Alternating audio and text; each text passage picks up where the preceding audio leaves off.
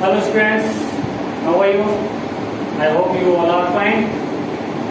Okay, this is our second video of chapter first, social science. Book name, as you all know, our environment. Earlier, we have learned the environment and the components of the environment, as well as the biotic and abiotic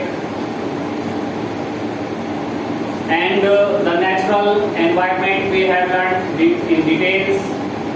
We have learned about the domains of Earth like lithosphere, hydrosphere and atmosphere. And as I said, today we are going to read and discuss about ecosystem. Ecosystem is also a part of environment. And what is ecosystem? अगर हम इस चीज को जानना चाहें कि ecosystem होता क्या है, what is ecosystem, or someone ask you explain ecosystem, then we can say it is a system formed by the interaction of all living things. It is a system formed by the interaction of all living things. यानी कि जितने भी जीव हैं उनके जो आपसी कार्यकलाप हैं और जो एक दूसरे के ऊपर निर्भरता है, आपसी जो मेल जोल है या लेन देन है एक दूसरे का, इसी को हम इकोसिस्टम बोलते हैं। थोड़ा सा और ब्रीफ में जाएंगे और डिटेल करेंगे इसके बारे में। तो ये थोड़ा सा ब्रीफ बताया मैंने आपको, अब डिटेल्स में और आगे जाते हैं। तो with each other and with physical and chemical factors of the environment, जो भी एक दूसरे को आदान प्रदान होता है, चाहे वो फिजिकली हो या केमिकल रूप से हो, दोनों ही तरह से जो इंटरेक्शन होता है और जो इसके कारण होते हैं, और इस इंटरेक्शन के कारण जो एनवायरनमेंट पर प्रभाव पड़ता है, जिस तरह से एनवायरनमेंट क्रिएट होता है, तो physical and chemical factors of the environment in which they live, और कौन से एनवायरनमेंट में, जहां पे कि वो रहते हैं, all linked by the transfer of energy and materials। और ये एक दूसरे से कैसे संबंध रहते हैं, कैसे लिंक रहते हैं? या तो रहेंगे एनर्जी से, एक के द्वारा दूसरे को एनर्जी दी जाती है, जैसे कि फूड। एनिमल्स जो भी हैं मोस्टली डिपेंड होते हैं किस पे? प्लांट्स पे, ग्रास पे, ठीक है। तो उनको एनर्जी कहां से मिलती है? प्लांट्स के द्वारा। और अगर हम बोले शेर, चीता, तो वो डिपेंड है दूसरे जानवरों के मीट के ऊपर, और जिनके मीट के ऊपर वो डिपेंड है किसके ऊपर? प्लांट्स के ऊपर। प्लांट्स किसके ऊपर डिपेंड है? प्लांट्स डायरेक्टली और इनडायरेक्टली डिपेंडेंट हैं एनिमल्स के ऊपर या ह्यूमंस के ऊपर, ठीक है। क्यों? क्योंकि कोई भी पेड़ पौधा होता है, उसे बने रहने के लिए, उसे ग्रो करने के लिए सूर्य की रोशनी और पानी के अतिरिक्त खाद की भी जरूरत होती है, और पोषण की भी जरूरत होती है, और सिक्योरिटी की भी जरूरत होती है, जो कहां से प्रोवाइड होती है? अदर एनिमल्स के द्वारा। तो इसको आगे पढ़ते हैं। It is a system formed by the interaction of all living things with each other and with the physical and chemical factors of the environment in which they live, all linked the transfer of energy and materials। और ये सभी energy और materials के द्वारा एक दूसरे से linked रहते हैं, जो एक जीव की दूसरे जीव के ऊपर निर्भरता है और दूसरे जीव की पहले जीव के ऊपर निर्भरता है, इसके द्वारा जो एनवायरनमेंट क्रिएट होता है, इसी प्रोसेस को हम इकोसिस्टम कहते हैं। इसको हिंदी में बोलते हैं हम पारिस्थितिक तंत्र, यानी कि परिस्थितियों द्वारा पैदा हुआ तंत्र, उसी को हम बोलेंगे इकोसिस्टम।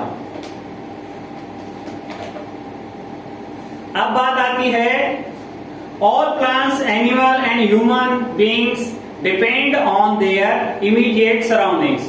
चाहे वो कोई जानवर हो, प्लांट हो या ह्यूमन हो, वो उसकी जो आसपास की सराउंडिंग्स हैं, उसके चारों ओर जो भी चीज मौजूद होती है वो उसी के ऊपर डिपेंड्स होता है, ठीक है। और often are also interdepend on each other, और एक दूसरे के ऊपर निर्भर भी होते हैं। हम जानवरों को पालते हैं, तो जो भी पेट एनिमल्स हैं, डोमेस्टिक एनिमल्स हैं, हम उनको क्या देते हैं? उनको पानी पिलाते हैं, उनको खाना खिलाते हैं, उनको शेड देते हैं और उनकी रक्षा करते हैं। बदले में हमें क्या होता है? अगर हमने गाय पाली है, भैंस पाली है, भेड़ पाली है, बकरी पाली है, तो हम उनको खाने पीने की व्यवस्था कर रहे हैं, बदले में हम उनसे क्या प्राप्त कर रहे हैं? दूध प्राप्त कर रहे हैं, दूध प्राप्त कर रहे हैं। अगर भेड़ है तो उससे हम ऊन भी ले रहे हैं। तो ये जो सारी चीजें हैं एक दूसरे पर इंटरडिपेंडेंट वाली, यही इकोसिस्टम को क्रिएट करती हैं। This relation between the organism and their surroundings from an ecosystem form an ecosystem, और ये जो एक दूसरे के ऊपर डिपेंडेंसी है, यही इकोसिस्टम का निर्माण करती है। अब मेरे को लगता है आपको इकोसिस्टम समझ में आ गया होगा, यानी कि एक जीव का दूसरे की जीव के ऊपर और दूसरे जीव का एक जीव के ऊपर जो निर्भरता है, यही इकोसिस्टम कहलाता है। अब बात आती है ह्यूमन एनवायरनमेंट की। किसकी बात आती है? Human environment. अब ह्यूमन एनवायरनमेंट किसे कहते हैं? हर बार आप लोगों ने एक बात सुनी होगी कि इंसान ने पर्यावरण को क्या कर दिया है? दूषित कर दिया है, या पर्यावरण में बदलाव ला दिया है। कई बार आपने सुना होगा ओजोन लेयर में छेद हो गया है, कई बार आपने सुना होगा पॉल्यूशन ज्यादा हो गया है। तो ये जो सारी चीजें हैं, ये वो फैक्टर्स हैं जो ह्यूमन के द्वारा एनवायरनमेंट में किए गए हैं। तो ये वो कारण हैं जो इंसान के द्वारा पर्यावरण में बदलाव लाने पर मजबूर किया गया है। यदि अब हम इन कारणों को पढ़ने की कोशिश करेंगे, समझने की कोशिश करेंगे, आगे आपके चैप्टर में ये मेन क्वेश्चन भी आ सकता है कि how the human affected the environment, या how the human changed the environment। तो अगर हम इसको पढ़ना चाहें तो पहले समझना पड़ेगा ह्यूमन एनवायरनमेंट होता क्या है, इंसानी वातावरण होता क्या है। तो human beings interact with the environment. जब इंसान का वातावरण से परिचय हुआ, उसके बाद क्या हुआ? And modify it according to their needs. फिर इंसान को जैसे जैसे जरूरत पड़ी जिस चीज की, उसी हिसाब से उसने क्या किया? इसमें ये मॉडिफिकेशन कर दिए। मॉडिफिकेशन कर दिए यानी कि उसने अपने हिसाब से उसमें सुधार कर किए या बदलाव किए, उसी को हम क्या बोलते हैं? मॉडिफिकेशन बोलते हैं। तो human beings interact with the environment and modify it according to their needs.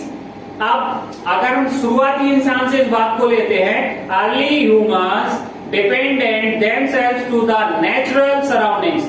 जो शुरुआती मानव था, उसे जैसी प्रकृति में जो मिला था उसी के अनुसार अपना उसने जीवन जिया। यानी कि जैसे नदी में पानी मिला वो पानी पी लिया, अगर कुछ प्राकृतिक रूप से उग गया तो उसको उसने ग्रहण कर लिया, कोई चेंज नहीं किया उसने।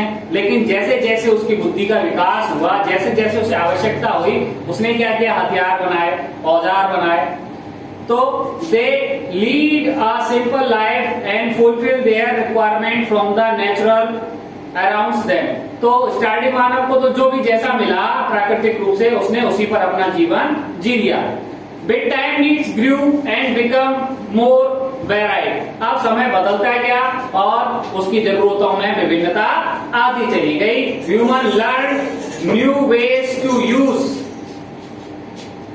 And change animal and lead a settle life. अब उसने क्या कर लिया, धीरे धीरे उसने अपने आप में बदलाव ला दिया। They learn to grow crops, उसने क्या हुआ, अनाज उगाना, फसल उगाना सीख लिया। एंड और क्या किया, डोमेस्टिकेट एनिमल्स, जानवरों को पालना शुरू कर दिया। And lead a settled life, और उसे आप एक सेटल्ड लाइफ की जरूरत महसूस होने लगी। पहले क्या करता था, यहाँ पे बारिश है, यहाँ पानी है, हरियाली है, फल है और जानवर भी हैं, तो यहाँ पे रहा। आप यहाँ सूखा हो गया, कहीं और पानी है, हरियाली है, जानवर है, तो यहाँ से वो वहां चला गया, वहां से वहां चला गया, यानी कि घुमंतु प्रवृत्ति का था। अब वो क्या होना चाहता था, एक जगह सेटल होना चाहता था।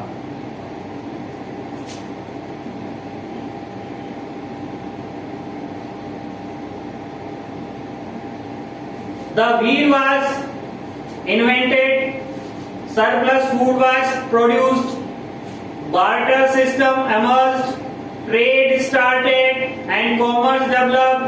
अब क्या हो गया, उसने पहिए का आविष्कार कर लिया। पहिए का आविष्कार कर लिया, उसके बाद तो उसकी जीवन बदल गया। उसके बाद और क्या हो गया, उसके बाद उसने क्या किया, उसने सरप्लस फूड प्रोडक्शन चालू कर दिया, यानी कि जितना होता था उससे भी ज्यादा, उसको ज्यादा से ज्यादा फूड ग्रो करने लग गया, प्रोड्यूस करने लग गया।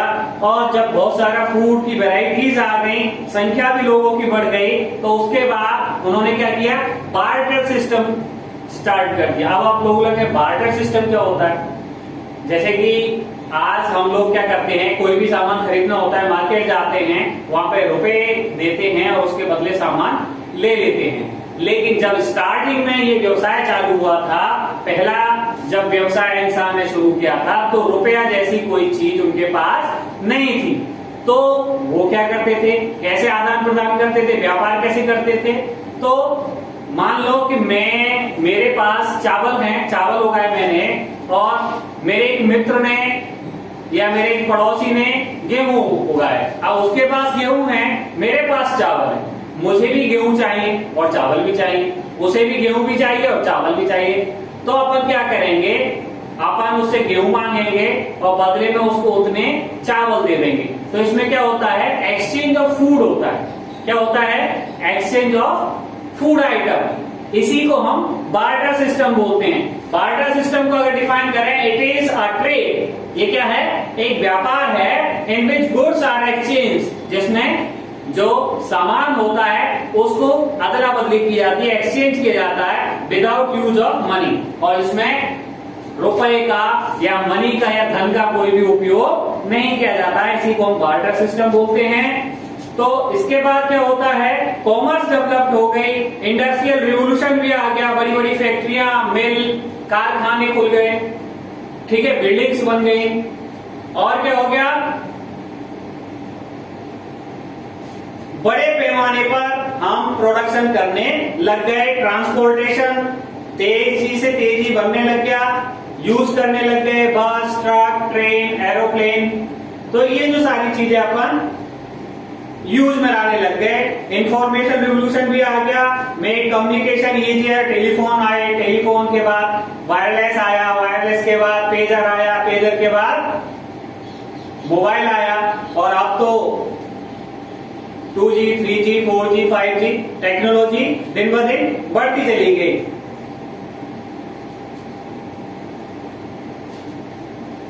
आपने एक चीज के बारे में कभी सोचा है, जैसे गर्मियां चल रही हैं, इस टाइम पे वाटरमेलन आप लोगों को दिखाई देते, तो ये गर्मियों में क्यों दिखाई देते, और गर्मियों में हम ये जो स्वादिष्ट वाटरमेलन है इसका स्वाद लेना पसंद करते हैं, सर्दियों में क्यों नहीं लेते। कभी सोचा है आपने, कभी आपने सोचा है कि जो भुनी हुई पीनट्स हैं वो हमें गर्मियों में क्यों नहीं अच्छी लगती, गर्मियों में इतनी अच्छी नहीं लगती और सर्दियों में इतनी ज्यादा क्यों अच्छी लगती हैं, विंटर्स में इतनी ज्यादा अच्छी क्यों लगती हैं। क्योंकि कुदरत ने हमें एक बैलेंस बनाने के लिए, क्या बनाने के लिए, बैलेंस बनाने के लिए ही ये सारी चीजें प्रदान की हैं। जो चीज हमें गर्मी में उपलब्ध होती है आसानी से, वो प्रकृति ने उसी हिसाब से गर्मी में उपलब्ध करवाई है, ताकि हमारे स्वास्थ्य के लिए और हमारे स्वाद के लिए, दोनों के लिए वो बेहतर रहे। और जो चीज की सर्दी में जरूरत होती है वो हमें सर्दी में प्रोवाइड करवाई। तो मेरा कहने का मतलब ये था, इंसान ने इस तरह से प्रकृति को अपने अनुकूल ढालने का प्रयास किया। पहले जो जैसा मिलता था उसी पे उसने गुजारा किया, लेकिन समय के साथ उसने इसमें बदलाव कर लिया। इस तरह से आपको human environment and the factors that change the environment, the human how change the environment, इसके बारे में आपने समझ लिया होगा। अच्छे से आप लोगों के समझ में आ गया होगा। अगर कोई बात रह जाती है तो आप लोग वीडियो देखने के बाद कोई भी क्वेश्चन पुट अप कर सकते हैं अपने ग्रुप के ऊपर। इस तरह से आपका जो चैप्टर है ये आज कंप्लीट हो जाता है।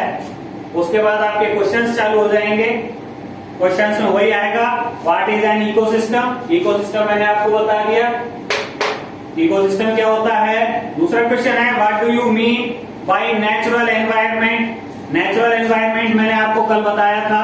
यदि आपने ये डायग्राम याद कर लिया तो ऑलमोस्ट आपका सारा चैप्टर आपके दिमाग में बैठ जाएगा। ठीक है, तो नेचुरल एनवायरनमेंट के बारे में मैंने आपको कल बताया था। ठीक है, land, water, air, plants, animal comprises the natural environment. ये सभी मिलकर के एक नेचुरल एनवायरनमेंट बनाते हैं। ठीक है, उसके डोमेन्स भी आप बता सकते हो।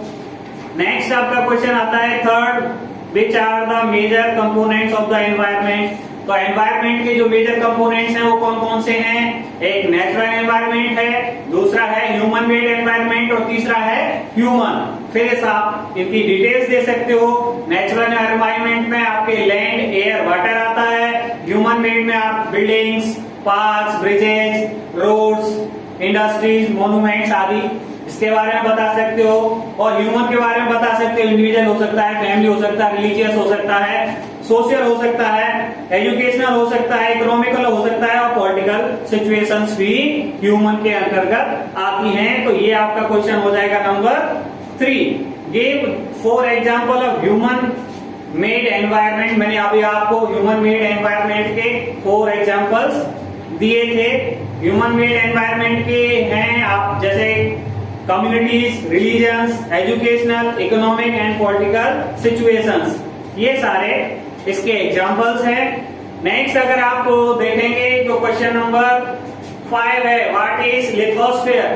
तो मैंने आपको जो डोमेन्स बताए थे अर्थ के, उसके अंदर मैंने आपको बताया था लिथोस्फीयर के बारे में। Lithosphere is the solid crust और the hard top layer of the earth. क्या है ये?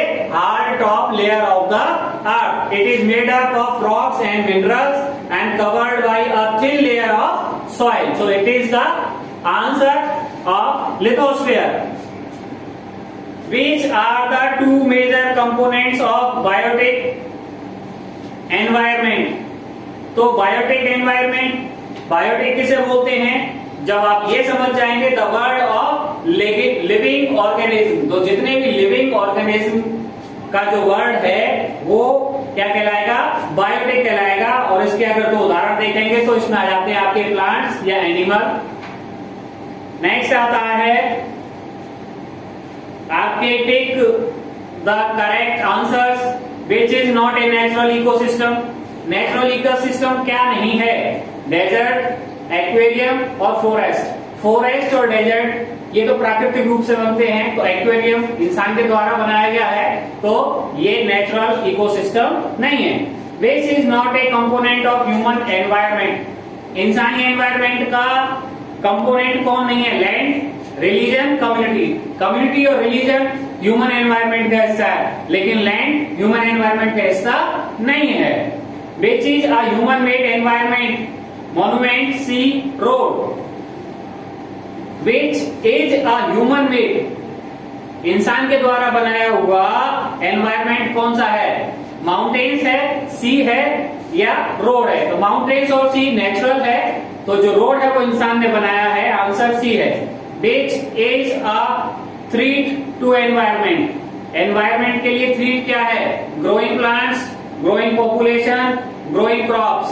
तो थ्रेट्स है ग्रोइंग पॉपुलेशन। जितनी संख्या बढ़ेगी उतना ही हमें प्राकृतिक एनवायरमेंट में बदलाव लाने का प्रयास करना पड़ेगा और उतना ही ज्यादा हम पर्यावरण को नुकसान पहुंचाएंगे। तो पॉपुलेशन को कंट्रोल में रखना बहुत जरूरी है भाई।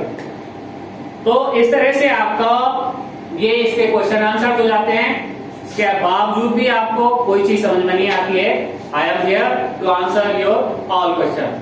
Till then bye bye, see you in next video.